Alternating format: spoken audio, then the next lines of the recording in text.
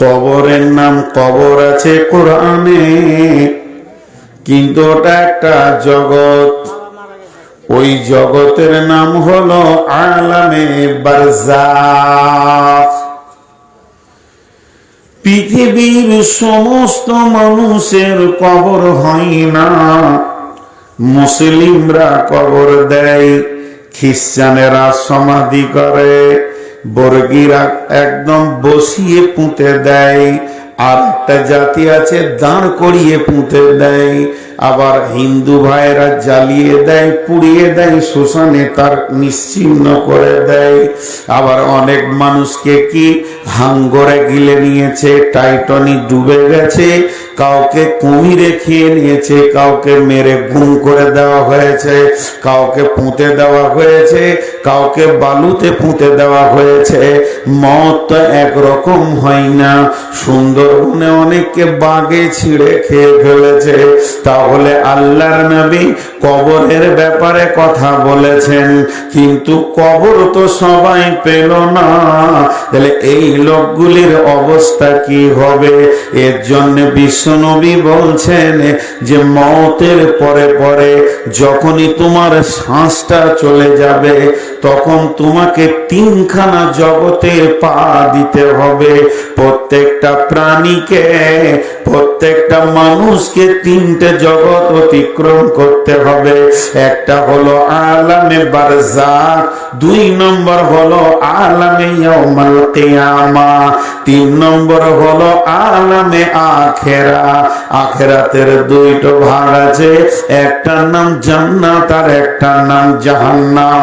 অতএব আমার আল্লাহ বলেছেন, মান আমানা বিল্লাহি ওয়াল ইয়াউমিল আখিরি, হে মুমিনের দল, তোমরা যেমন আল্লাহকে বিশ্বাস করেছো, রসুলকে বিশ্বাস করেছো, যেমন তোমরা কোরআনকে বিশ্বাস করেছো, ওই রকম আর একটা তোমাদের দিলে দৃঢ় বিশ্বাস আনতে হবে যে মরার পরে একটা লম্বা সময় আছে জান্নাত জাহান্নাম যাওয়া পর্যন্ত। এটার উপরে যদি বিশ্বাস না থাকে, প্রকৃত তুমি মুমিন হতে পারবে না। অতএব মরার পরে পরে আমাদেরকে যেখানে রাখা হবে তার নাম হলো কবর। কোন জিনিস থেকে বানানো হয়েছে? মিন নুতফাতিন খলাকাহু ফাকাদ্দারা, তোমাকে বীর্য থেকে বানানো হয়েছে এবং সুন্দর তোমার অবয়বটা দেওয়া হয়েছে। জি, দেহাদ হ্যাঁ নুতফারাতে চুপারি কে করদাস কে আর সাজ কে আবে শুতে পারবে, কিন্তু আমার আল্লাহ এত সুন্দর সুন্দর চেহারা গুলো পানি থেকে বের করছেন।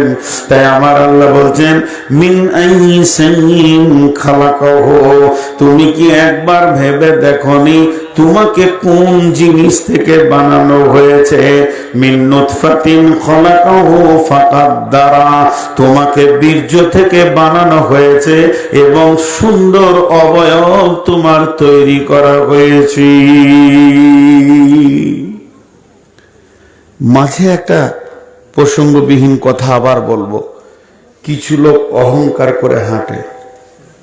হ্যাঁ, ও কি জানে, হ্যাঁ সামনে থেকে যা, মানে লোককে ঘৃণা করে। এই যে আত্ম অহংকার, এদেরকে এক দার্শনিক বলছেন, এই হতভাগা, তুই একবার ভেবে দেখেছিস কোন জিনিস থেকে তুই তৈরি হয়েছিস? ওই জিনিসটা তোর বাপের বের হতে গিয়ে গোসল করতে হয়েছে, আর তোর মাকে নিতে গিয়ে গোসল করতে হয়েছে। কথাটা কত চিন্তার দেখেন। তোর বাপের বের হতে গিয়ে গোসল করতে হয়েছে, তোর মাকে লোড নিতে গিয়ে গোসল করতে হয়েছে। আর শুধু তাই নয়, তুই যে পৃথিবীতে এসেছিস কোন গেট দিয়ে? লোহার গেটে, হ্যাঁ, তামার গেটে, স্বর্ণের গেটে, সোনার গেটে? 2 বার পেচ্ছাবের রাস্তা দিয়ে এসেছিস। কিসের অহংকার দেখাবি? তুই কি মনে করিস নিজেকে? তোর পেটে যে জিনিস ভরা আছে লাত মারলে বমি হবে তো মানুষ থাকবে না, পাছা দিয়ে নামলে গন্ধতে থাকতে পারবে না। কিসের অহংকার তোর? আত্ম অহংকার। তা এগুলো দার্শনিকদের কথা, খুব এর মধ্যে যোগ্য যোগ্য কথা আছে, যাক ওটা আমার বিষয় নাই। তো আল্লাহ এবার কি বলছেন, তোদেরকে আমি বানালাম বীর্য থেকে, অবয়ব দিলাম, সুম্মা আমাতাহু, এবার তোদেরকে আমি মারবো, সুম্মা আমাতাহু ফাআকবারা, তারপরে তোদেরকে কবরে শায়িত করব। হতভাগা রে, তুই কি দেখতে পেছিস না কবর কাকে বলে? একটা প্রশ্ন এলো মনে মনে।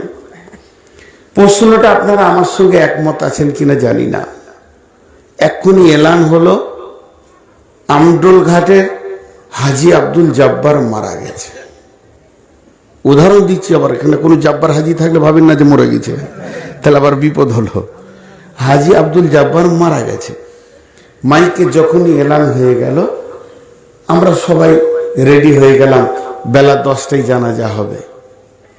কিন্তু গিয়ে দেখলাম 2000 লোক এসছে জানাজা পড়তে, খাট সামনে আছে। এসেছি কাকে বিদায় দিতে? হাজি সাহেবকে। এসেছি কাকে বিদায় দিতে? হাজি সাহেবকে। আপনারা মুখ খুলছেন না, আমার খুব কষ্ট হয়েছে। তো ওকে বিদায় দিতে এসেছি।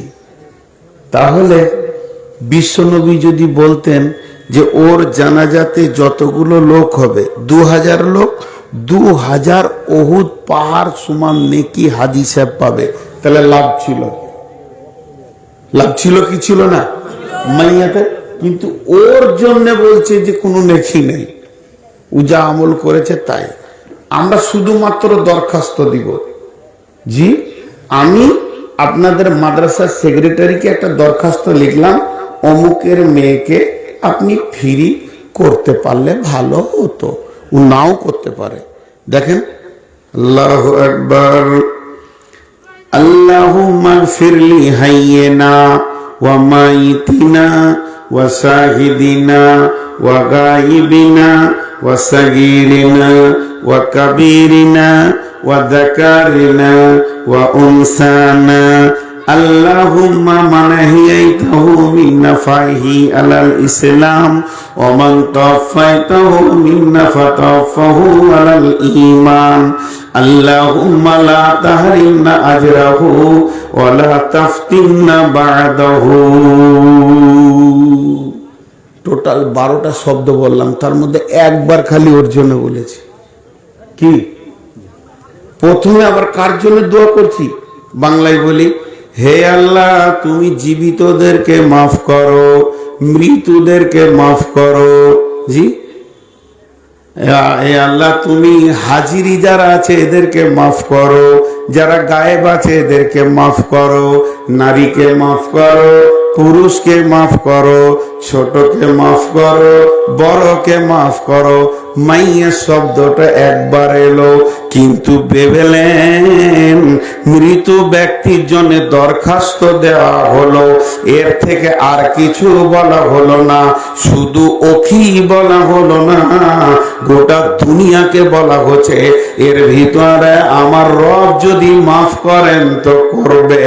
একদম খাস করে বলা হচ্ছে না যে হাজি আব্দুল জব্বারকে আল্লাহ মাফ করো, আমভাবে বললাম আল্লাহ মাফ করো।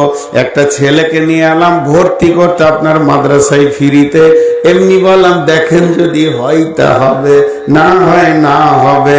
কিন্তু বন্ধুরে জীবিতর কথা আগে বললাম, তারপরও বিশ্বনবী আবার কি বলছেন, হে জীবিতর দল তোমরা যতজন জানাজায় শরীক হবে তোমাদের এক একজনের এক উহুদ পাহাড় করে নেকি হবে। শুধু তাই নয়, যদি দাফন কাফন করে একদম শেষ কমপ্লিট আসো, তাহলে এক একজন 2 উহুদ পাহাড় নেকি পাবি। লে মজা। মরলো হাজি জব্বার আর জীবিত মুখস্থ করেলেন কোন জীবিত ব্যক্তি মৃত ব্যক্তিকে দেখে, কোন জীবিত ব্যক্তি মৃত ব্যক্তিকে দেখে যদি তার চেতনা না ফিরে যে ওই লোকটা এখনই জীবিত ছিল, এই মাত্র মরে গেল, সমস্ত মাল আত্মীয় ছেড়ে দিয়ে একা একা কবরে গিয়ে ঢুকলো, করে ভিড় করবে আর মৃত ব্যক্তিকে দেখবে আর ওর বিবেকের চেতনা খুলে যাবে। হায় রে সেকেন্ডার বাসা আজ মরিবারে কালে এই ওসিয়ত করেন ওয়ারিস সকলে, মরিলে আমার তরে শুনো বারে বার, কাফনের সাথে হাত বেদনা আমার, সকলিতে মিলে জুলে খাটিলিতে করে দুই হাত ঝুলাইয়া লইয়া যাইও মরে।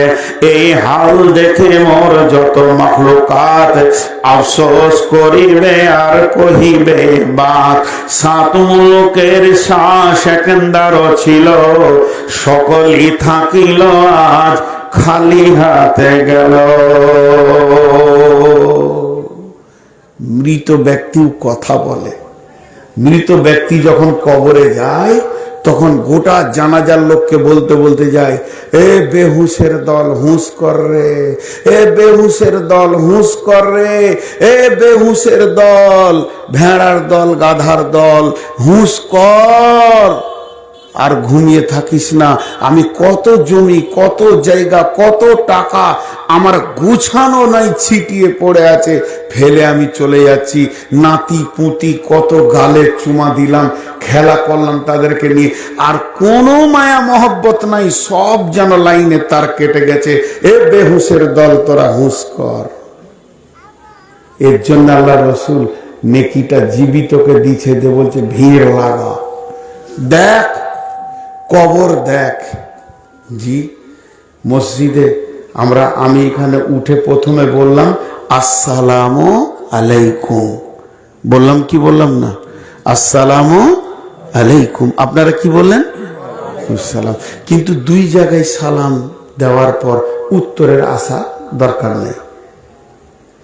সেই দুই জায়গা কোথায়? একটা হলো মসজিদ, কেউ নাই, তাও সালাম দিয়ে ঢুকতে হবে। আসসালাতু ওয়াসসালামু আলাইকা ইয়া রাসূলুল্লাহ মাফতাহ লি আবওয়াব রাহমাতিকা, আসসালামু আলাইকুম। কারণ আল্লাহর অনেক ফেরেশতা আছে, জিন আছে যারা মসজিদে ইবাদত করছে। আপনারা যদি আমাকে এখন উত্তর না দিতেন তো আমি আবার বলতাম আসসালামু আলাইকুম, মানে উত্তরটা লিখবই তবে ছাড়বো।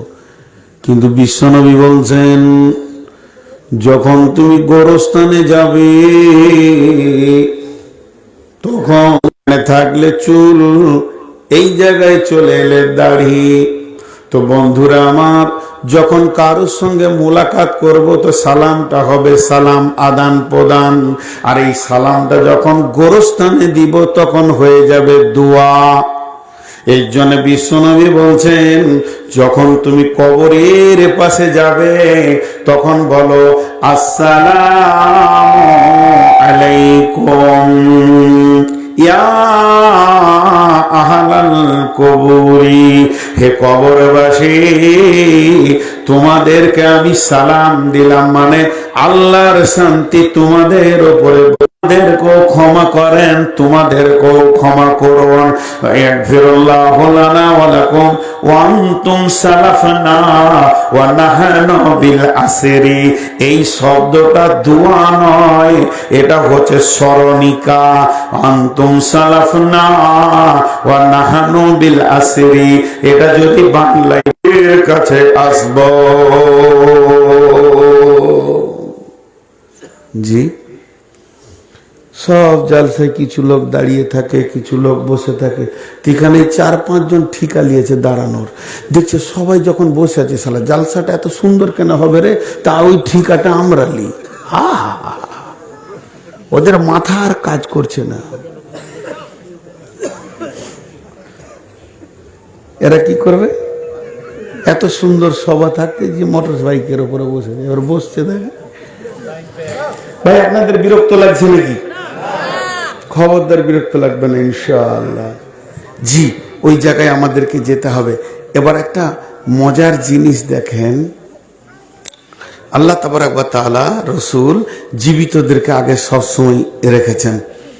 তো যখন কবরের পাশে যাবে, আমরা অনেক দেশ ভ্রমণ করি, অনেক দেশ যাই, কেউ বলে চলো সিমলা থেকে ঘুরে আসি, গ্যাংটক যাই, দার্জিলিং যাই, আরো কত কত কত কত জায়গা যাই, তো ঘুরে আসি। তো মুসলিম বোঝে না সিরুফিলার যে কাইফা কানা আকিবাতুল মুকাদ্দিবিন, পৃথিবী সফর করার কথা বলা হয়েছে, তাতে জ্ঞানের বিকাশ ঘটে। বই পড়ে জ্ঞান যা হয়, তো এটা হচ্ছে কিতাবী শিক্ষা। আর জ্ঞান আর শিক্ষা, শিক্ষা নিতে গেলে বই পড়তে হবে, জ্ঞান নিতে গেলে সফর করতে হবে। জ্ঞানের 98% লুকানো আছে সফরের ভিতরে। যত সফর করবেন, হ্যাঁ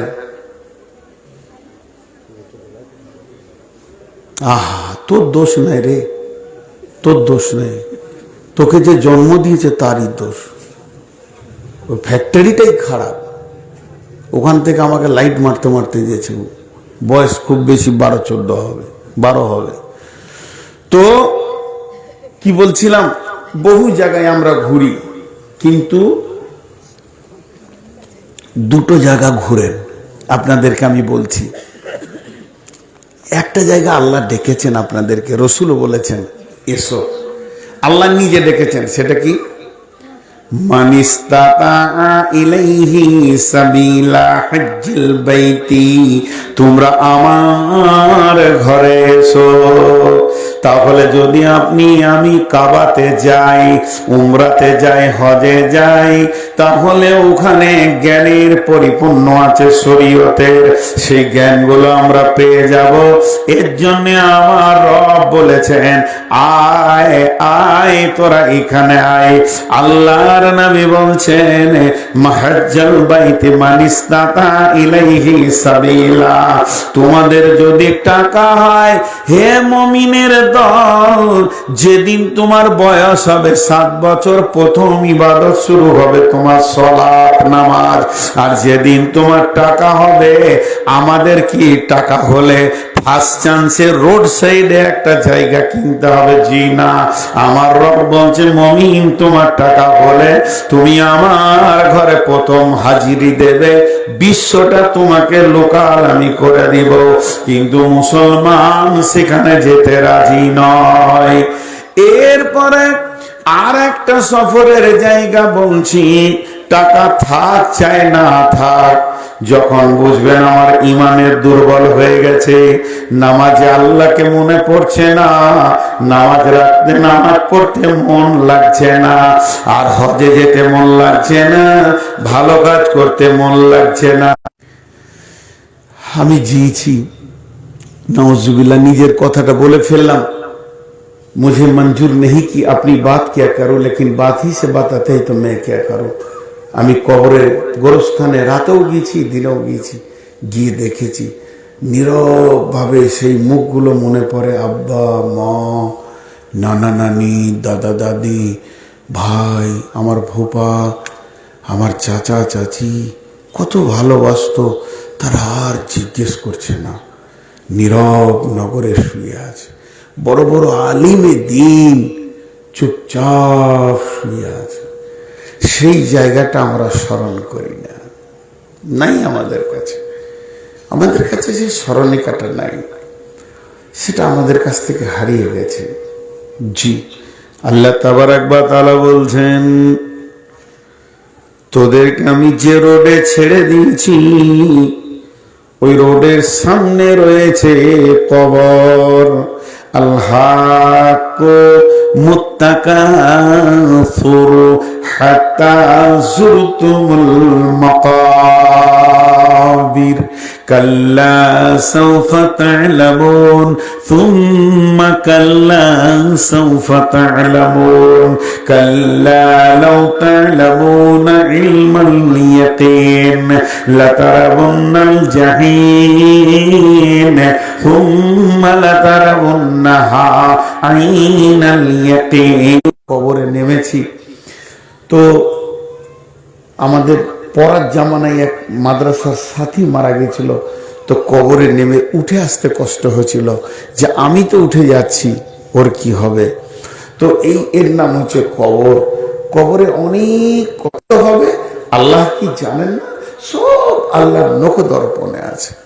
ঈদাল কবর বসিরাত, সেদিন কবরওয়ালাকে তোলা হবে। আমাকে ডাকছে নাকি? আমাকে? হ্যাঁ, চিল্লাইছি কেমন? একটা সভাতে একটা লোককে ডাকবে তো ইশারায় ডাকেন, কোন রকম লোক?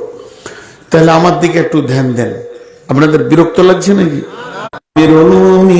খলিফাতুল মুসলিমিন ও ওসমান গনি, আপনি জাহান্নামের ভয়ে যত না কাঁদেন, আপনি পুলসেরাতের কথা শুনলে যত না কাঁদেন, কবরের কথা শুনে তার থেকে বেশি কেন কাঁদেন? হযরত ওসমান গনি বলেছিলেন, বন্ধুরে, আল্লাহর নবী বলেছেন কবর হলো আখিরাতের প্রথম মঞ্জিল। যে কবর থেকে বেঁচে যাবে সে সব জায়গায় বেঁচে যাবে, আর কবরে যে ধরা খেয়ে যাবে সে সব জায়গায় ধরা খেয়ে যাবে। একটা ইহুদিদের মেয়ে আল্লাহর নবীর ঘর দিচ্ছেন, আল্লাহ তোমাকে কবরের আযাব থেকে যেন মুক্তি দান করে। এই কথাটা আম্মা জান আয়েশা শুনে চমকে উঠলেন, কবরে কি আবার আযাব হবে নাকি? এমন সময় বিশ্ব নবী যখন বাড়িতে এলেন, আল্লাহর নবীকে আম্মা জান প্রশ্ন করলেন, ইয়া রাসূলুল্লাহ, অর্থাৎ নফল সুন্নত বাড়িতে যাই পড়েছেন, যেগুলো আমার চোখে পড়েছেন, প্রত্যেকটি নামাজে কবরের আযাব থেকে মুক্তি চেয়েছেন। এই দোয়াটা ফিটিং করে দেওয়া হয়েছে নামাজে। হয়েছে কি হয়নি? যে শেষে বসে কি বলি আত্তাহিয়াতের পর, আল্লাহুম্মা ইন্নী আউযু বিকা মিন আযাবিল কবরি ওয়া আউযু বিকা মিন ফিতনাতিল মাসীহিদ দাজ্জালি ওয়া আউযু বিকা মিনাল মাহইয়াই ওয়াল মামাতি আল্লাহুম্মা ইন্নী আউযু বিকা মিনাল মাসামি ওয়াল মাগরাম। এই কটা ভয়ানক জিনিস থেকে আল্লাহর নবী ক্ষমা চেয়েছেন। তাহলে বিশ্ব নবীর মতো ব্যক্তিটা কবরের আযাব থেকে মাপ চাই। আপনার আমার সারা দিনও একবার কবর বলে মনে পড়ে না। তোমাদের কি এখনো ক্যামেরা ঠিক হয়নি? এটাকে যে হাই রোড করে নিলে তোমরা, হ্যাঁ, চলছো ফিরছো, কোনো এহতিয়াত নেই তো। কথা বুঝার চেষ্টা করেন আপনারা, খুব সুন্দর। ওই জন্য আমি বললাম না, সভা যদিও ছোট হয়, মন দিয়ে যদি শুনে, আমার মনে হয় মালদাতে এত সুন্দর সভা খুব কম পেয়েছি, 2-3টে পেয়েছি। এর আগেও একটা হয়েছিল এই তালগাছির দিকে, কোথায় ছোট্ট মতন একটা হয়েছিল, ওটা তো বড় ছিল, ছোট্ট, সব লক্ষ্যটা বেশ মজবুত শুননেওয়ালা ছিল। আজকে বলে যত তৃপ্তি পেয়েছি, বড় সভাতে পায় না। এইদিকে 12টা ভ্যান ভ্যান করবে, ওদিকে 14টা দাঁড়িয়ে আছে, ওদিকে 3টে গল্প করছে, তার থেকে এটাই ভালো। হাতি যত বড়ই হোক না কেন, জিভে পানি আসবে না। ছাগল দেখলে যে লোভটা লাগবে, জি হ্যাঁ, তো ছাগল হলো হালাল, হাতি হলো হারাম। অতএব আপনারা মন দিয়ে শুনেন, আজকে খুব ভাইটাল সাবজেক্ট ধরেছি।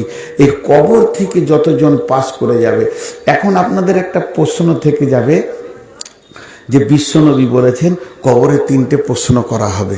প্রশ্নের কথার দিকে যাচ্ছি আস্তে আস্তে, কিন্তু কবরের সাবজেক্টটা আগে সেরে নি। জি, সব থেকে কবরে যে লোকটা কম সময় থাকবে, আদম আলাইহিস সালাম কখন মরেছে?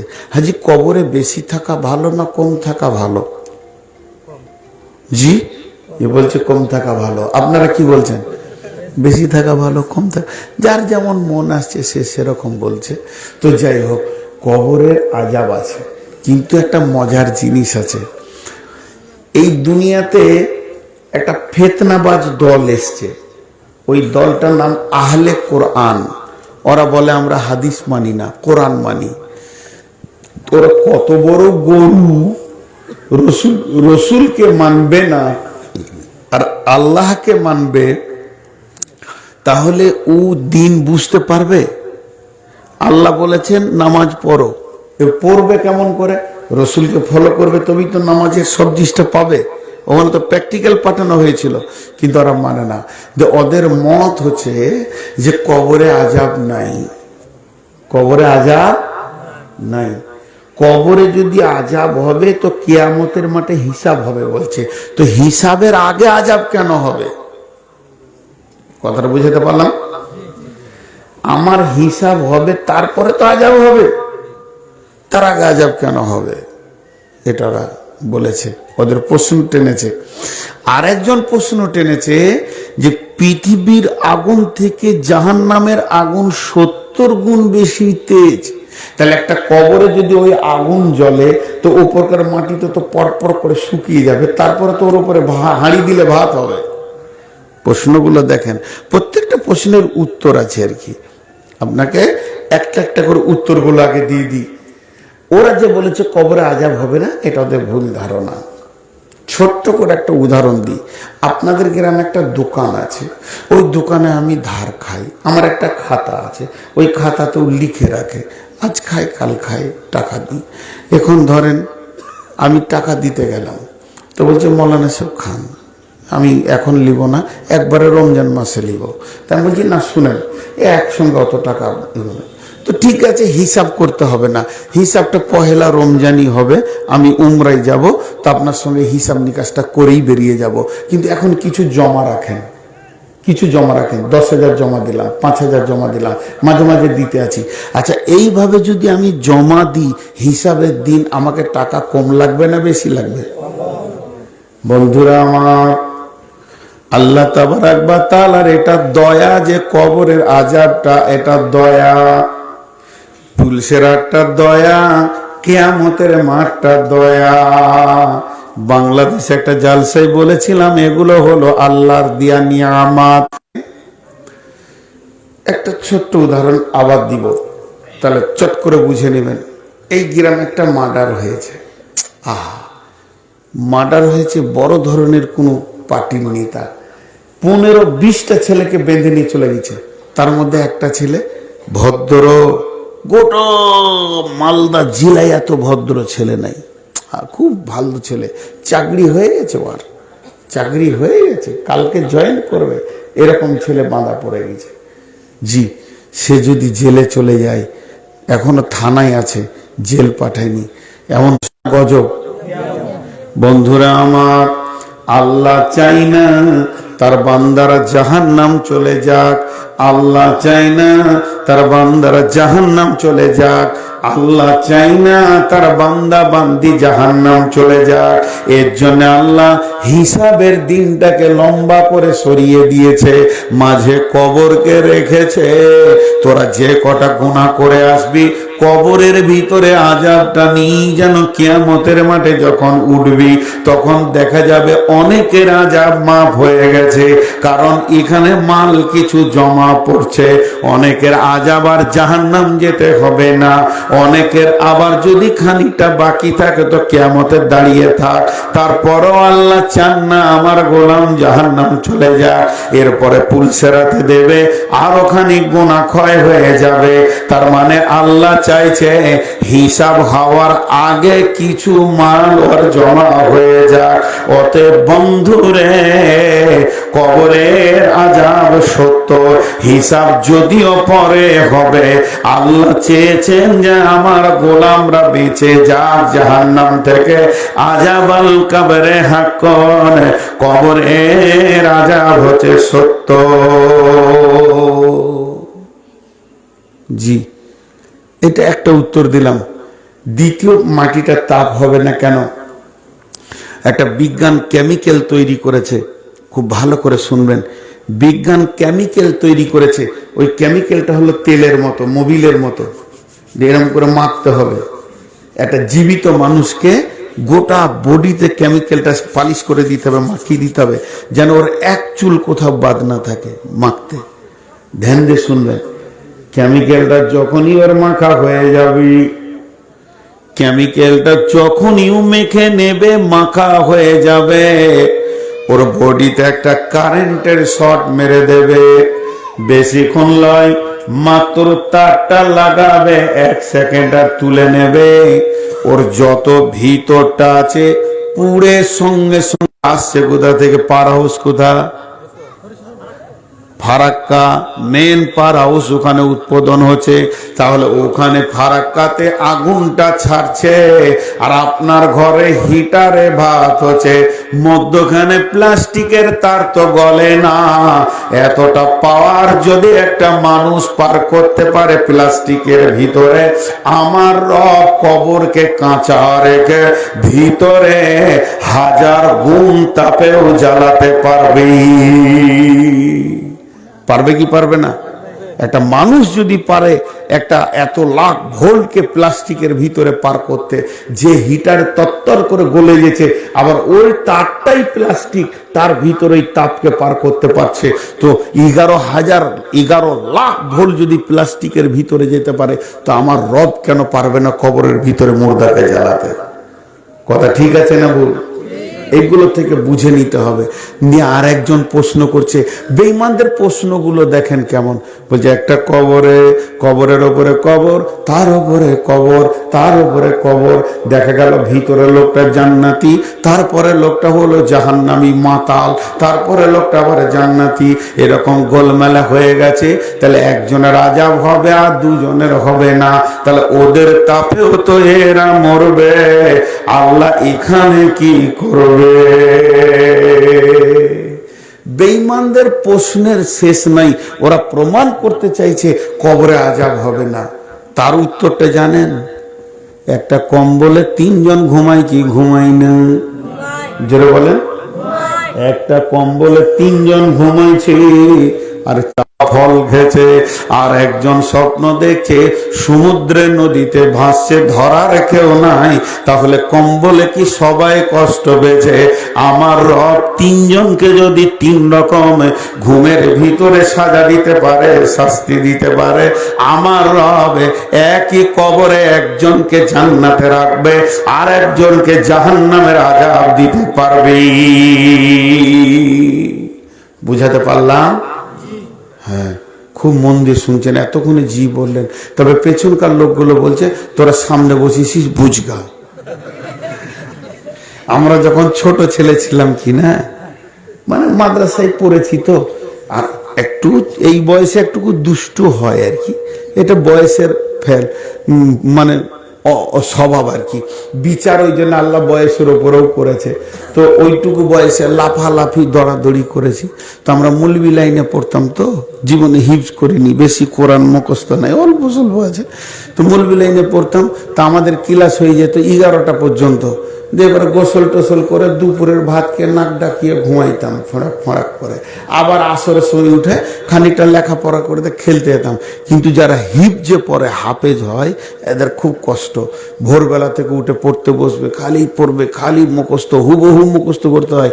ওদের আবার জোহর পরেও ক্লাস হয়, ছাড়বে না, চালা মুখস্থ কর, কোরআন শরীফ মুখস্থ করা 4টি কথা নয়।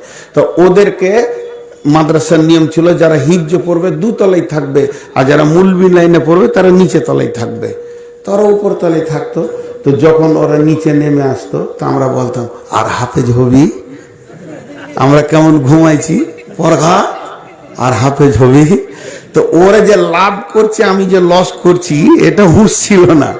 মানে ওদেরকে যে বলতে পারছি, এটাই আমার মনে আনন্দ ছিল আর কি, আর হাফেজ হবি, তোদের মরণ নেই, সালা মুলবিতে ঢোক। তা আমার একটা ভাইকে আল্লাহ হাফেজ করেছেন, আব্বা পড়িয়েছেন ওকে হিফজ, আর আমাকে মুলবিতে।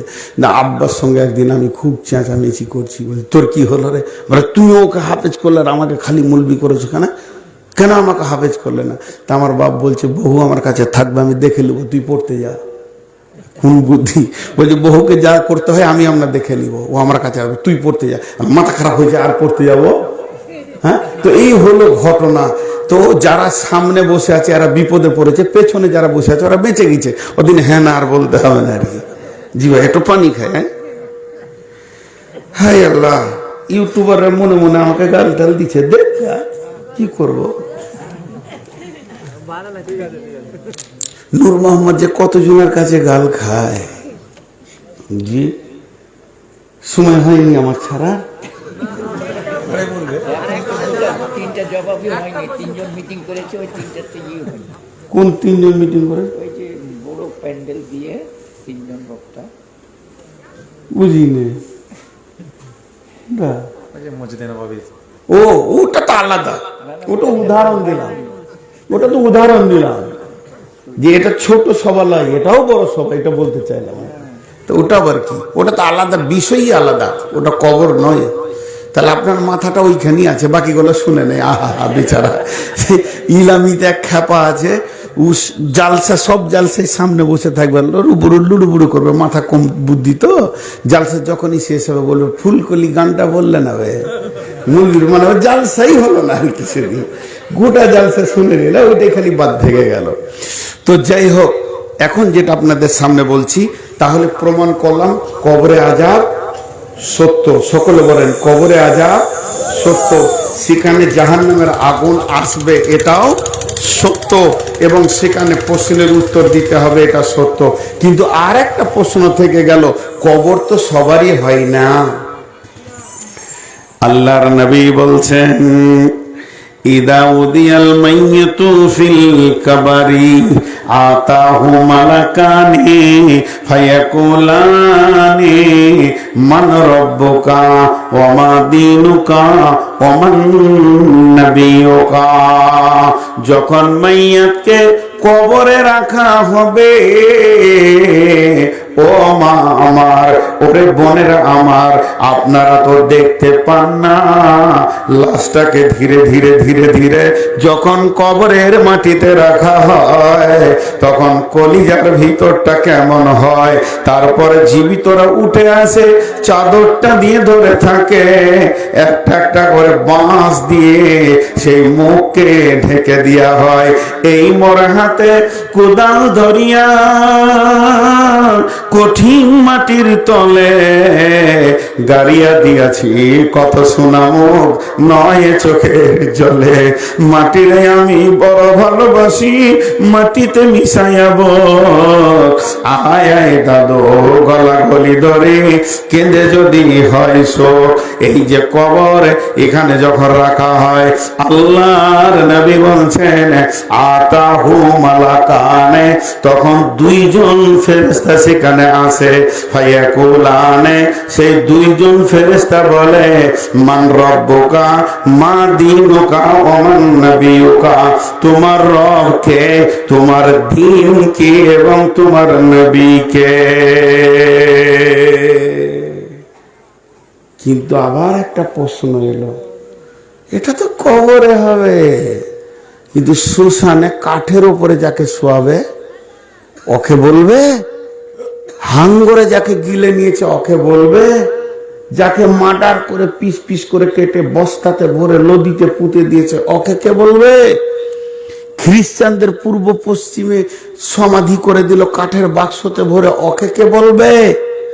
জি, এই জন্য কবরের আরেকটা নাম হচ্ছে আলামে বারজাখ। এর আবিধানিক বাংলা অর্থ এটাই দিয়েছে, মৃত্যুর পরের জগৎ। মৃত্যুর পরের জগৎ আখিরাতের প্রথম জগৎ। ওকে ওই শ্মশানে কাঠের ওপরেই প্রশ্ন হবে, একে হাঙ্গরের বাঘের পেটেই প্রশ্ন হবে, ওকে প্রশ্ন ওই বস্তাতে কেটেছে ওর ভিতরেই হবে। এই তিনটে প্রশ্ন থেকে পৃথিবীর কোনো মানুষ, কোনো জাতি, তাতে যে কোনো জাতি হোক না কেন, কেউ বাদ যাবে না। কথা শেষ। আল্লাহ প্রশ্ন সবাই কি করবে? আমাকে শুধু লাগবে তোমাদের সাথে, বলো মাইক ছেড়ে দিয়ে তোমাদের সঙ্গে কাজ করে দিই। সোনামানিকের দল মনে মনে ভাবছে শালা বক্তা দেখছি, এত খচ্চর দেখি না। মনে মনে ভাবে আসলে ভাই আমি খচ্চর লয়, আমাকে যদি কেউ আলেম মনে করে তো জানতে হবে সে আলেম চিনে না। আমার মতো পাকা জাহেল এই পৃথিবীতে দ্বিতীয় কেউ নাই। মুখস্থ বিদ্যা বলছি, যদি ডিস্টার্ব করবে তো ভুলে যাব, 2 লাইন ভুলে গেলে আর বের হবে না। সাদা সিধে কথা বলছি, যারা বড় বড় আলিম ওদের গাদা গাদা হাদিস মুখস্থ আছে, ওরা ভুলবে না। আর আমার মুখস্থ বিদ্যা বলছি, ফুরুক করে 2 লাইন চলে যাবে, বুদ্ধি শেষ। তখন বলবো যে 2 টাকা 5 টাকা দে, খানে গেহে দিয়ে পালিয়ে যাব। অতএব আমি একটা ধারাবাহিকভাবে বলছি, কেউ ডিস্টার্ব করিয়েন না। এর নাম কবর। চলেন আল্লাহ তাবারক ওয়া তাআলা কি বলছেন, আমরা কবরকে চিনি না। আল্লাহ 3-4টা আয়াতে গোটা গোটা ইতিহাসটা মেরে দিয়েছে। কি বললে, তোকে আমি নুতফা থেকে বানিয়েছি এবং তোকে রাস্তা আসান করে দিয়ে, দরজাটা হচ্ছে পেশাবের রাস্তা, 2বার ওই দিক দিয়ে বের করে নিয়েছি, বের করে আবার তোকে কবরে ভরবো, যে মাটি বানিয়ে ছেড়ে দেব তোকে, কিন্তু আত্মাকে জবাব লাগবে। এর নাম কবর। চলেন এবার আল্লাহর কথা বলি। আল্লাহ বলছেন আলহাকুমুত তাকাসুর হাত্তা যুরতুমুল মাকাবির। আল্লাহ তাবারক ওয়া তাআলা বলছেন আলহাকুমুত তাকাসুর হাত্তা যুরতুমুল মাকাবির। কবরের ব্যাপারে আমার রব কত সুন্দর কথা বলছেন, যে তোমরা কবরের ব্যাপারে তোমরা কি মনে করো, তোমাদেরকে বিশ্বে মালের প্রাচুর্য কবর থেকে গাফেল করে দিয়েছি। জি, আপনাদের দুয়ার বরকতে আমি মেয়ের বিয়ে দিয়েছি, আর 10 মাস হলো আমি নানা হয়ে গিয়েছি। এখন আমার নাতিনির বয়স 10, কিন্তু আমার মেয়েটা যখন ছোট ছিল, আল্লাহ আমাকে একটাই সন্তান দিয়েছে, আর দেয়নি মেয়েটাই। তো আমি বাইরে জালসায় চলে যেতাম, তো বাচ্চা মেয়েটা কি ওর মা দোকান পাঠাতো। তো আমার বাড়ি থেকে এই 200 গজ দূরে আমার ফুফাতো ভাইয়ের দোকান, বেশ কাছাকাছি দোকান। তোকে তেলের বোতলটা দিত, হাতে হয়তো টাকা দিয়ে দিত 50টা, যা তোর চাচার কাছে তেল আনলা। বাচ্চা মেয়ে তো, ছোট ছেলে, হাঁটতে হাঁটতে 3-4 বছর 3-4 বছরের মেয়ে, যেতে যেতে রাস্তায় ওর মতো এক গাদা খেলছে। তখন কি করতো, টাকাটা বোতলটা নামিয়ে দিয়ে খেলাতে লেগে গিয়েছে। বুঝতে পেরেছেন কি না, খেলাতে গাফেল হয়ে গিয়েছে। তখন আবার ওকে কেউ বলতো, ওই তোর যেখানে বোতল পড়ে, ও তখন ঝেড়ে গেল তেল আনতে, মানে ওর হুঁশি নেই। ওকে রাস্তার খেলা কি করে দিয়েছে, দোকান থেকে গাফেল করে দিয়েছে, মায়ের হুকুম থেকে গাফেল করে দিয়েছে। এটা বাচ্চা ছেলেদের হয় কি হয় না? আর হ্যাঁ না বলেন, হয় কি হয় না? তা আল্লাহ বলছেন তোদের সামনে রয়েছে কবর, পেছনে রয়েছে নামাজ রোজা আল্লাহর হুকুম, কিন্তু মধ্যখানে বিবি জমি জায়গা, ছেলে পিলে বউ বিটি ব্যাংক ব্যালেন্স, তোদেরকে কবর থেকে গাফেল করে দিয়েছে। আল্লাহ কি আনতে বলেছে পৃথিবীতে ইনকাম করে, ওই জিনিসটা তোরা ভুলে গেছিস।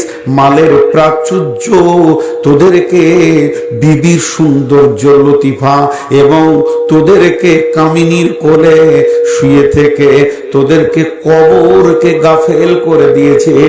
একবারও তোদের কবর মনে পড়ছে না। এখানে যতগুলি শ্রোতা আছেন, আল্লাহর হস্তে বলছি, একটা যদি বেঈমান থাকতো তো বসে থাকতো না। আজকে ঠান্ডার দিনে বসে আছে মানে সবকটা ইমানদার আছে। আর বিশ্বনবী ইমানের পরীক্ষা নিতেন। আমি পরীক্ষা ইমানে নিব না, কারণ আমি নিজে বেঈমান। আপনারা বেঈমান যদি এক, আমি 99 বেঈমান। কিন্তু একজন হাত তুলে বলেন যে আগামী কালকে রাত থেকে, গতকাল রাত থেকে আজ রাত পর্যন্ত এই 24 ঘন্টাতে কবরকে মনে পড়েছে কারো? কবরকে কারো মনে পড়েছে? হক কথা বলেন। আল্লাহর কসম দিয়ে বলেছি, আমার 3বার মনে পড়েছে। 3বার মাত্র। একবার মনে পড়লো যে আমি যদি এখন মারা যাই তাহলে আমাকে শুয়ে দিয়ে আসা হবে, কিছুক্ষণ পর আমি একা হয়ে যাব। এইরকম ভাবে 3বার আমার মনে পড়েছে। তো এই গাফিলটা কে করেছে তোমাকে? বিবি, ছেলে পিলে, টাকা পয়সা, মালের প্রাচুর্য তোমাকে কবর থেকে গাফেল করে দিয়েছে। তোমার হুঁশ বিবেককে উড়িয়ে দিয়েছে। তোমার কবর বলে মনে পড়ে না। কিন্তু ওই মহাসত্যে সকলকেই যেতে হবে, ওই জায়গায় যাব না এ কথা বলার ক্ষমতা কারো নেই। তারপরেও মনে পড়ছে না। মাল আমাদেরকে গাফেল করে দিয়েছে। আলহাকুমুত তাকাসুর হাত্তা যুরতুমুল মাকাবির। এবার শুনেন, একজন সাহাবী, সাহাবীটার নাম কেউ বলছে আবু দারদা, কেউ বলছে আবু আইয়ুব আনসারী। এই দুইজন সাহাবীর মধ্যে মতভেদ রয়েছে। ও আমার মা, ওরে আমার বোন, ওরে আমার বেটি, ও আমার বাপ ভাইয়ের দল, ঘটনাটা ভালো করে শুনেন। গোটা বাড়িতে কেউ নাই, স্বামী স্ত্রী দুইজনে রয়েছে, আর ওই দুইজনেই আছে, দুইজন ব্যাচেলিয়র, দুইজন হয়ে গেছে ইয়ং, এখনো তাদের যৌবনের ভাটা পড়েনি, এখনো তাদের যৌবন ভাটিয়ে যায়নি, উত্তাল যৌবন দুইজনেরই আছে। বাড়িতে কেউ নাই, স্বামী স্ত্রী, স্ত্রী আর স্বামী, এছাড়া বাড়িতে কেউ নাই। এই ওঠ, দাঁড়া দাঁড়া, আমি দাঁড়াতে বলছি, দাঁড়িয়ে যা, দাঁড়িয়ে যা, এদিকে তুই ওখানে সরে বস, সরে বস, ওকে মাঝে দাও তো। এই তুই ওঠ, তুই ওঠ, ওইদিকে যা। না, ছোট ছেলের এটা নিয়ম, এদেরকে মসজিদেও এইভাবে ফাঁক করে দেবেন, না হলে এটা করবে, এটা বয়স, এটা বয়স। তো ধ্যানের সঙ্গে শোনরে বাবা, তোরা ছেলে মানুষ, এগুলো মনে রাখবি, মনে রাখলে অনেক কাজে লাগবে। কি বলছিলাম, মাথা থেকে হারিয়ে গেল। তাহলে দুইজনেই জওয়ান, একটু ইশারায় বলছি, দুইজনের ভিতরে এখনো যৌবনের ভাঁটি পড়েনি। আবার আছে কি অবস্থায় বুঝেন, যারা ব্যাচেলিয়র, যাদের বিয়ে হয়েছে তারা বুঝেন কি অবস্থায় দুইজনে রয়েছে। গোটা ঘরটা তাদের, মা নাই, আব্বা নাই, সব বাইরে কোথাও আছে। এর থেকে মধুর টাইম কি হতে পারে? স্বামী স্ত্রী মিলবে তো, গুনাহ নাই, আল্লাহর ভয় নাই, আর দুজনেই জওয়ান, বিবি সুন্দরী। আবার আছে কিভাবে, আছে কিভাবে, স্ত্রীটা বসে আছে আর স্বামীটা ওর জায়গায় মাথা দিয়ে শুয়ে আছে, বালিশ লাইনি। এবার বলেন, স্বামী মাথাটা যদি স্ত্রীর জায়গায় থাকে, আর স্ত্রীটা আবার এমনি করে তার মাথার চুলগুলো, দাড়িগুলো বিউলি করছে, তাকে আনন্দ দিচ্ছে, এমন সময় দেখছে স্বামীটা ডুকরে ডুকরে কাঁদছে। এই কাঁদাটা দেখে বিবিটাও কেঁদে ফেলেছে। তখন বিবিকে স্বামী জিজ্ঞেস করছে, ও বেগম তুমি কাঁদছো কেন? উত্তরে বলছেন, আপনি কাঁদছেন এর জন্য আমি কাঁদছি, তবে আমি কাঁদছি কেন এ কথা তো বলবোই বলবো, তবে আপনি আগে বলেন, হে আমার স্বামী, ও আমার প্রাণ প্রিয় ভালোবাসা, কেন আপনি কাঁদছেন? এ ঘরে কেউ নাই, আপনি আর আমি, আমি আর আপনি দুইজনই যৌনতার হয়ে আছে এবং মাথাটা জেগে আছে, আর বিবি তার উপরে এমনি করে মুড়ে কাজ করছে। তার মানে বিবির ভোগগুলো সব তার মাথার কাছে রয়েছে, এরপরেও কেন তুমি কাঁদছো? তখন ওই স্বামীটা বলছে, বেগম রে, তোর জায়গায় মাথা দিয়ে আমি শুয়ে আছি, আর আমি মনে মনে মনে মনে প্রেম যমুনায় ভেসে গেছিলাম, বহু দূর চলে গেছিলাম, আমার জীব যৌবনের উত্তাল ধরে নিয়েছিল, কিন্তু কে যেন এসে আমার মাথায় বলছে, হতভাগা রে, হে হতভাগা, তুই তোর বিবির জানটাকে পেয়ে আল্লাহর কবরকে কি করে ভুললি বল? হতভাগা রে, তোর যে মাথাটা বিবির জেগে আছে, আজকে 2 দিন পরে এটা কবরের মাটিতে লুটুপুটি করবে, তোর এই দেহটা ফেঁপে ফুলে শেষ হয়ে যাবে। হতভাগা, বিবির জ্যাংটা দেখে আর বিবির চেহারা দেখে অন্ধকার কবর কি করে ভুললি? সঙ্গে সঙ্গে স্বামী কাঁদতে শুরু করলো ডুকরে। তখন বিবিকে বলছে, বিবি তুমি কেন কাঁদলে বলো? বিবি তখন উত্তরে বলছেন, স্বামী আমার পৃথিবীতে সব থেকে মেয়েদের বড় সম্পদ পতি, স্ত্রীর পতি, তার মানে আমার স্বামী হলো সব সব থেকে বড় নিয়ামত। আর স্বামী আমার জেনে মাথা দিয়ে শুয়ে আছে, আমার উপরে রাজি আছে এবং রসুলের সাহাবী। আমি মনে মনে ভাবছিলাম, আমার মতো ধনী মেয়ে, আমার মতো সুন্দরী মেয়ে, আমার মতো জান্নাতি মেয়ে কেউ নাই। যেহেতু আমার জেগে মাথা দিয়ে আমার স্বামী আরাম করছে, এটা যখনই আমি মনে মনে করছিলাম, এমন সময় আমার মাথায় কে যেন আঘাত দিয়ে বলছে, হতভাগী, তোর কি মনে পড়ে না আজকে যে স্বামীর চেহারা দেখে নিজেকে গর্বিত হয়েছিস, কালকে তোকে একা কবরে নীরব নগরে রাখা হবে, সেদিন স্বামী তোর সঙ্গে ঢুকবে না রে। যে স্বামীকে নিয়ে তুই গর্বিত, একটি বার ভেবে দেখ। ফাতেমা রাদিয়াল্লাহু তাআলা আনহা মারা গেলেন, হযরতে আলী এত ভালোবাসতেন, কবরের কাছে গিয়ে চিৎকার মারছে, ফাতিমা ফাতিমা ফাতিমা ফাতিমা। তখন আলী থাকতে না পেরে বলল, হাজার ডাকে আলী হয়ে পাগল পারা, ফাতেমা তুমি দাও না সারা, নিত্য এসে জানাই সালাম, দাওনি জবাব হে জহুরা। তোমাকে কত ভালোবেসেছি বিবি রে।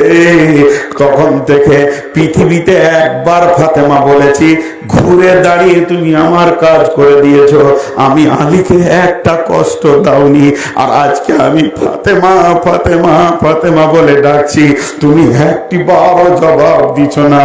আমি আলী পাগল পারা, ফাতেমা তুমি দাওনি সারা, নিত্য এসে জানাই সালাম, দাওনি জবাব হে জহুরা। এর নাম কবর। আজকে আমরা সেই বিবি, ওই বিবি আমার বিবি, একই বিবি। আমার আল্লাহ বলছেন, তোদের মালের প্রাচুর্য কবর থেকে তোদেরকে গাফেল করে দিয়েছে রে। আর সাহাবীরা ভোগকে সামনে রেখে কবরের ভয়ে কেঁদেছে, সাহাবিয়া মেয়েরাও ভোগকে সামনে রেখে কবরের ভয়ে কেঁদেছে। আর আমরা মদের বোতল হাতে, তাসের ঝাল হাতে, তারপরও একবারও কবর মনে পড়ে না। আল্লাহ বলছেন, কাল্লা সায়ালামুন, নিশ্চয়ই তোরা একদিন জানতে পারবি। হুম্মা কাল্লা সায়ালামুন, আর একবার বলছি, তোরা নিশ্চয়ই একদিন জানতে পারবি। কাল্লা কাল্লা সায়ালামুন, সুম কাল্লা লা তালামুন, জি কাল্লা লা তালামুন, সুম্মা কাল্লা তালামুন, কাল্লা লা তালামুন ইলমাল ইয়াকিন। যেদিন তোরা ইলমাল ইয়াকিন, যেদিন তোদের কবরে যাবে, সেদিন চোখ খুলে যাবে। লা তারাবুন্নাল জাহিন, দুই চোখে তোরা আযাবকে দেখবি। সুম্মা লা তারাবুন্নাহা আইনাল ইয়াকিন, তখন তোদের চোখের দেখা আযাব তোদের ইয়াকিনকে, ঈমানকে বাড়িয়ে দেবে। আর কোনো লাভ হবে না, হবে না, হবে না, হবে না। এর নাম কবর। যাওয়ার আগে ভাবতে হবে, ওখানে পৌঁছিয়ে ভেবে কোনো লাভ হবে না। ভাইরা আমার, বন্ধুরা আমার, আমি আপনাদের সামনে শুধু একটা কথা তখন থেকে বলতে আছি, কবর। আজ আমরা শেষ হয়ে গেছি, পৃথিবীর প্রাচুর্য আমাদেরকে শেষ করে দিয়েছে। উঠাউঠি করিয়েন না, যে কটা লোক বসে আছেন আর একটু সবর করেন, দু চারটি কথা বলে শেষ করবো ইনশাআল্লাহ।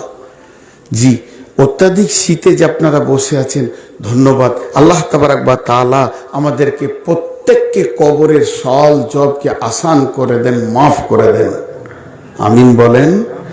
আল্লাহ আমাদের মা বাপ ভাই বোন যত কালেমাওয়ালা কবরে চলে গেছেন, তোমার আদালতে যদি বাঁধা পড়ে থাকে, আল্লাহ তুমি মাফ করে দাও। জি, এর নাম কবর। মা বোন যে কটাই আপনারা আছেন, একটু ধ্যান দিয়ে শুনেন, কবর কত কঠিন জায়গা। কেউ কারোর সঙ্গী হবে না, একা একা একা একা নীরব নগর। একটু আগিয়ে যাই, বিশ্বনবী বলছেন, যখন মাইয়াকে কবরে রাখা হবে, আতাহু মালাকানে, তখন দুইজন ফেরেশতা এসে তাদেরকে প্রশ্ন করবে, মান রব্বুকা মা দীনুকা ওয়া মান নাবিয়ুকা, তোমার রবকে, তোমার দ্বীন কি, তোমার নবী কি।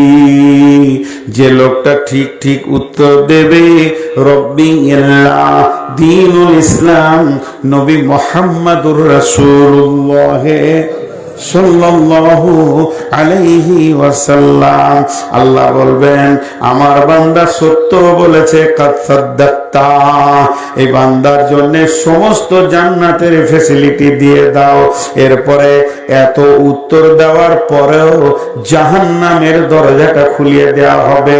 আগুন একে অপরে ছিঁড়াছিঁড়ি করছে, লড়ালড়ি করছে, ওই জাহান্নামের দরজাটা খুলে দেওয়া হবে এবং কবরবাসীকে বলা হবে, ও কবরবাসী, এক নজর জাহান্নামটা তুমি দেখে নাও। জাহান্নামটা দেখানোর পর বলা হবে, কবরবাসী রে, তোমার রব তোমাকে দয়া করেছে, মাফ করেছে, এই রকম জাহান্নাম থেকে তোমাকে বাঁচিয়েছে, এখন তুমি চিরনিদ্রায় থাকবে জান্নাতি ঘুমে। এরপরে জাহান্নামী যে হবে একটাও উত্তর দিতে পারবে না, হা আলা আদরি, আমি তো কিছুই জানি না, যে বলবে ওই ব্যক্তির জন্য জান্নাতের দরজাটা খুলে দেওয়া হবে। আর ফেরেশতারা বলবে, হতভাগা বদনসিব রে, এই রকম জান্নাতে তোমার স্থান ছিল, শুধু তোমার বরবাদি আমলের কারণে তুমি কবরেতে জাহান্নামে চলে যাচ্ছ। হতভাগা, তোমাকে মালকে কবর থেকে গাফেল করে দিয়েছিল। অতএব বন্ধু, ওইখানে খুলে দেওয়ার পর ওকে চির জাহান্নামের আযাবে দেওয়া হবে। জাহান্নামীদের জন্য জাহান্নামের বিছানা বিছানো হবে এবং জাহান্নামের চাদর পরানো হবে, লেপ তোশক হবে, জাহান্নামের হালাতে তারা কবরে কাটাবে। আর জান্নাতি যারা হবে, আল্লাহর নবী বলেছেন, তাকে বলা হবে, নম কানমে উরুসা, তুমি ঘুমাও যেমন নতুন দুলহা দুলহি বাসর ঘরে আনন্দ করে, ওই রকম তুমি ঘুমাও। আজীব ব্যাপার। এখানে আবার প্রশ্ন চলে এলো, বেঈমানরা যে প্রশ্ন কত করে। জি, জাহান্নামীরা জাহান্নামে চলে গেল, তাদের আযাব শুরু হয়ে গেল, কিন্তু যারা জান্নাতি তাদেরকে বলা হবে, তোমরা যেমন বাসর ঘরে নতুন দুলহা দুলহি সই, ওই রকম শুয়ে যাও। আচ্ছা, দুলহা দুলহি বাসর ঘরে সই, ওদেরকে যে ঘরটা দেয়া হয়, বিয়ে ঘরে 1000 লোক থাকলো, ওই ঘরে ডিস্টার্ব কেউ, জোরে বলেন, কেউ করে না। তো হে কবরবাসী, তোমাকে ডিস্টার্ব কেউ করবে না। 2 নম্বর, তুমি আনন্দ চিত্তে থাকো, তুমি ভালোভাবে থাকো, তোমার কোনো টেনশন নাই। কিন্তু প্রশ্নটা কি জানেন, একটা ঘরকে ফুল দিয়ে সাজিয়ে দেয়া হলো, গোটা ঘরটা লাইটিং আর ফুলে সাজিয়ে শেষ করে দেয়া হলো, কিন্তু মেয়ে নাই, ওটা কি বাসর ঘর হবে? গোটা ঘরটা ফুল দিয়ে সাজিয়ে দেয়া হলো, মেয়ে আছে, ছেলে নাই, ওটা কি বাসর ঘর হবে? এই দুটো থাকতেই হবে, জোড়া ঢুকবে তবেই তার নাম বাসর ঘর। তাহলে আমি যদি কবরে ঢুকি, ওখানে একটা মেয়ে ঢুকতে হবে, এটা একটা প্রশ্ন। নাহলে বাসর ঘর আল্লাহ রসুল বললেন কেন? বাসর ঘরের প্রথম শর্ত আছে, ফুল নাই, লাইট নাই, লেপ নাই, তোষক নাই। যদি একটা সঁপ আর বালিশ হয়, কিন্তু নতুন বউ যদি হয়, স্বামী হয়, তো ওটা বাসর ঘর হলো। কথা বুঝতে পেরেছেন কিনা? তাহলে কবরটা বাসর ঘর বললে কেন? তাহলে ওখানে মেয়ে দিতে হবে, আর মেয়েদেরকে স্বামী দিতে হবে। কিন্তু একটা জিনিস বলি, মতো কা মানে মতো, কা উরুসা, বাসর ঘরের মতো, বাসর ঘর তো বলা হয়নি, মতোটা কি সঠিক হয়? জোরে বলেন, মতোটা সঠিক হয় না। কিন্তু আবার প্রশ্ন করছে, মতটা যদি সঠিক না হয় তো সঠিকের মতো তো হতে হবে। কিরকম বলেন তো? এইটা কোরআন, আর একটা কিতাব এরকমই আছে এই সাইজেরই, তা আপনি বলছেন কোরআনের মতো এই বইটা, কিন্তু কোরআন নয়। তো মতো মানে তাহলে সাইজটা তো মিলছে রে বাবা, বুঝতে পেরেছেন? মানে আবার কত ভেজাল টানছে। তাহলে মতো যদি হয় তো এই দুটো জিনিস ওখানে দেখতে হবে। নিয়ে দুইজনার ভেজালকে মধ্যখানে আর একজনা মারছে। আমরা যখন মাদ্রাসায় পড়ি তো প্রশ্ন দিয়েছে আমাদেরকে শিক্ষকেরা পরীক্ষায়, যে রাসূলুল্লাহ সাল্লাল্লাহু আলাইহি ওয়াসাল্লাম আম্মাজান আয়েশা একজন দামি মহিলা, তিনি বলছেন যে আমি বলছি কেউ যদি বলে রসুল দাঁড়িয়ে পেচ্ছাপ করেছে তো সে ভুল বলছে, আমার হাবিব জীবনে দাঁড়িয়ে পেচ্ছাপ করেনি। বুঝাতে পারলাম? আবার আবু হুরায়রা বলছে রাসূলুল্লাহ সাল্লাল্লাহু আলাইহি ওয়াসাল্লাম দাঁড়িয়ে পেচ্ছাপ করেছেন। তাহলে ভেজাল লেগে গেল কি লাগলো না? তাহলে আসলে রাসূলুল্লাহ সাল্লাল্লাহু আলাইহি ওয়াসাল্লাম যতদিন বাড়িতে পেচ্ছাপ করেছেন কোনোদিন দাঁড়িয়ে নয়, আর উনি করেছিলেন সেটা সফরে। কেন করেছিলেন? এই হাঁটুটা এত ব্যথা হয়ে গিয়েছিল, ওনার বসার ক্ষমতা ছিল না। ইচ্ছা করে করেনি, ওনার বসার ক্ষমতা ছিল না। মিলে গেল, ঝামেলা মিটে গেল। তো এরকম অনেক হাদিস আছে। তো এইটাকে মধ্যখান থেকে একজন কি করছে, আচ্ছা মেয়েরা যখন জওয়ান হয় তোরা স্বপ্ন দেখে কি দেখে না যে আমার বিয়ে হচ্ছে? আর হ্যাঁ না বলে না? দেখে। কি করে জানেন? আপনারা তো মেয়ে নন। আমাকে একজন প্রশ্ন করেছিল, এক মহিলা লিখে, যে আপনারা তো মেয়ে নন, তো মেয়েরা স্বপ্ন দেখে কিনা আপনারা কি করে জানেন? কোরআনে কোনো ভুল আছে? যেটা বলেন ভুল আছে?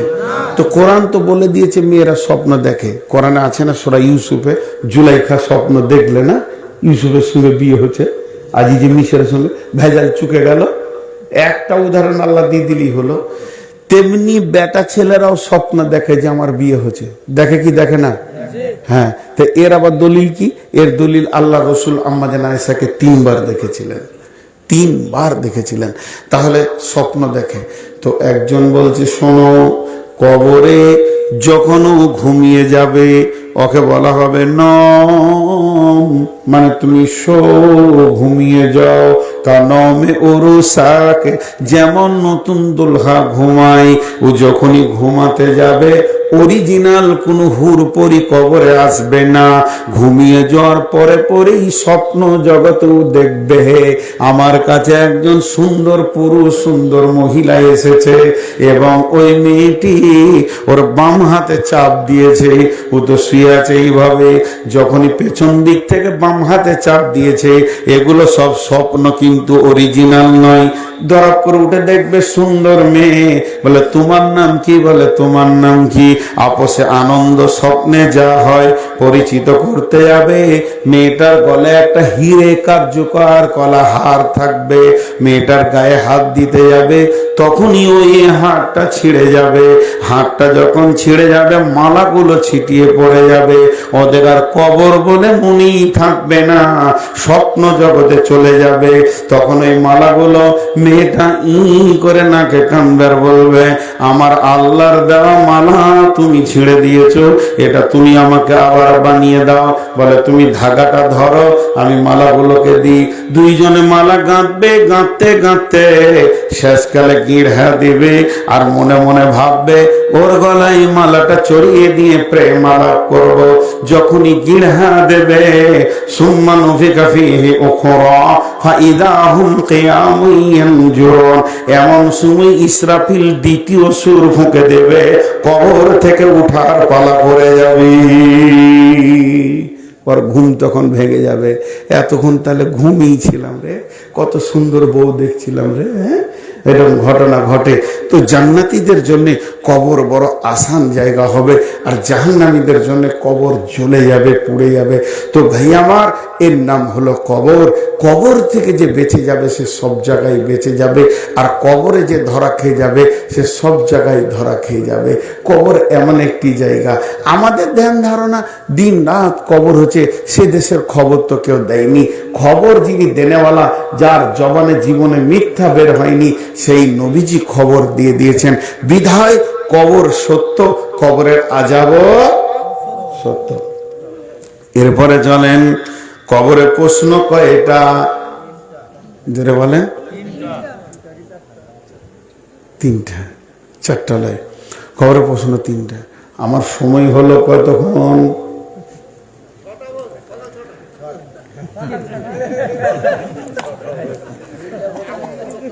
আমি তো প্রশ্ন করিনি রে ভাই, আমি বলছি বকা হলো কতক্ষণ?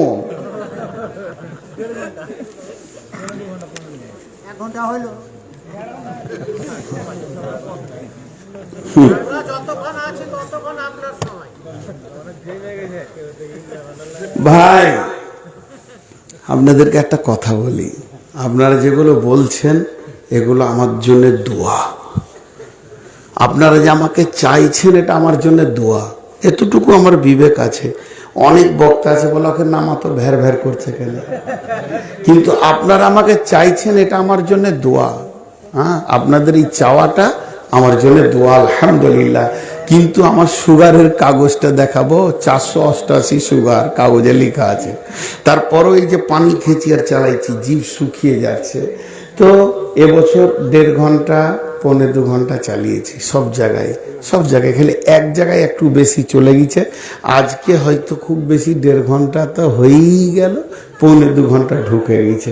তো যাই হোক, আমি এই প্রশ্ন তিনটের উত্তর কিভাবে দিতে হবে এটা বলে আজকে সমাপনী দিব। আপনারা আমার জন্য দোয়া করেন, হায়াতে বেঁচে থাকলে মোলাকাত হবে।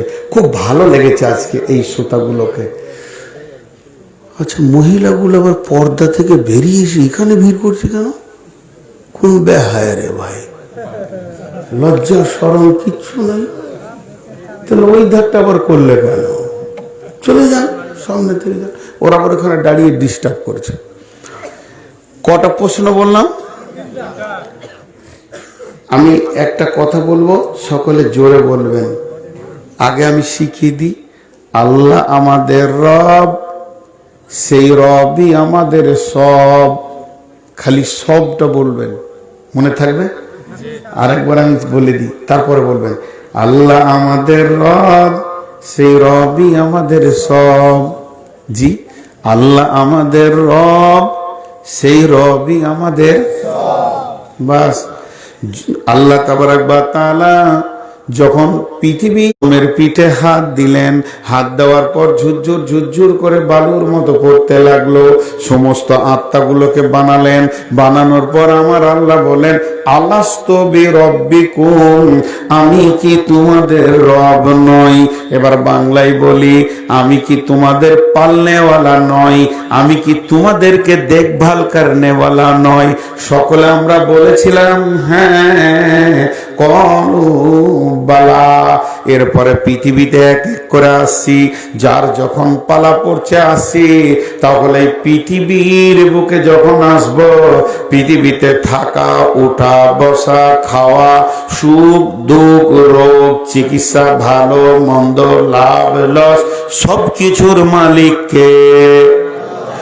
এই একিনটা যার মধ্যে থাকবে, আল্লাহ তুশরিকু বিহি শাইয়া, এক আল্লাহকে ছেড়ে অন্য কোন জায়গায় তুমি যেও না। খবরদার না, খবরদার না। আল্লাহকে জড়িয়ে থাকো। তাহলে শিক্ষা দিয়েছেন কি না? রব, আমাদের রব কি? আল্লাহ। একটা উদাহরণ দিই। এখানে একটা ছেলে ঘুরে বেড়াচ্ছে, এতিম, বিচারার মা নাই, বাপ নাই, ভাই নাই, বোন নাই। কেউ আমাকে ইশারা করে বলল যে এই ছেলেটা এতিম, পৃথিবীর বুকে কেউ নাই। স্টেশনে কাঁদছিল, নিয়ে এসছেন। তো ছেলেটাকে কাছে ডাকলাম, দিয়ে বললাম, বাবু তুমি কার বাড়িতে থাকো? তোমাকে দেখভাল করনেওয়ালা কে? তো বললো, আমাকে দেখভাল করনেওয়ালা মাস্টার শফিউর রহমান। तो देखभाल करने वाला के मास्टर शफिउर रहमान। তাহলে देखभाल करने वाला ওই লোকটা তো নাম লয়, লোকটার নাম শফিউর রহমান, আর ওর দায়িত্ব নিয়েছে। তো আল্লাহর নাম রব নয়, আল্লাহ আমাদের দেখভাল करने वाला। রব মানে দেখভাল करने वाला, বুঝাতে পারলাম? তা আল্লাহ আমাদের রব। এবার আল্লাহ বললেন, আমি কি তোমাদের রব নই? আমরা বললাম কলু বলা, আল্লাহ আপনি ঠিকই বলেছেন। এরপর আমরা পৃথিবীতে এলাম, আমার রুজির মালিক আল্লাহ, আমার হায়াতের মালিক আল্লাহ, আমার মওতের মালিক আল্লাহ, আমার সুখ দুঃখ বিমার সুস্থতার মালিক আল্লাহ। এ তাহলে যদি আল্লাহ হয়, আমি পূজা করব কার? আল্লাহর। মাথা নামা করব কার কাছে? না আল্লাহর কাছে। ভয় করব কাকে? না আল্লাহকে। ভরসা করব তো আল্লাহর কাছে করব। পৃথিবীর অন্য কাউকে ভয় করব না, ভরসা করব না, অন্য কারো পূজা করব না, অন্য কারো কাছে মাথা নামা করব না। আল্লাহর নবী নবী মুহাম্মদুর রাসূলুল্লাহ সাল্লাল্লাহু আলাইহি ওয়াসাল্লাম বলছেন, মাজরে আল্লাহ তুশরিকু বিহি শাইয়া, খবরদার শিরকের মতো গুনাহ করিও না। যদিও তোমাকে কেটে পিস করে দেওয়া হয় এবং তোমাকে যদি আগুনে জ্বালিয়ে ভরে দেওয়া হয়, ইজা কুতিলতা আও হুররিতা, আল্লাহর সঙ্গে কাউকে শরীক করবে না। যদি তোমাকে কেটে পিস বানানো হয় কিংবা জীবিত আগুনে জ্বালিয়ে পুড়িয়ে দেওয়া হয়, অতএব আল্লাহকে মেনে তুমি দুনিয়া করো। এবার আমি আল্লাহকে রব বলে পেয়ে গেলাম আলামে আরওয়াতে। পৃথিবীতে যত দিন বেঁচে থাকবে আল্লাহ আমার রব বলে মেনে নিলাম মওত পর্যন্ত। এরপরে যখন আমি কবরে যাব, প্রথম প্রশ্ন আসবে, তোমাকে দেখনেওয়ালা কে ছিল? তোমার লালন পালন। তাহলে মানো রব্বুকা মানে তোমাকে দেখভাল করেনেওয়ালা কে ছিল? তোমার লালন পালনকারী কে ছিল? তোমার পূজা করেনেওয়ালা লোকটা কে ছিল? ব্যক্তিটা কে ছিল? তখন আমরা বলবো আল্লাহ রব্বি আল্লাহ।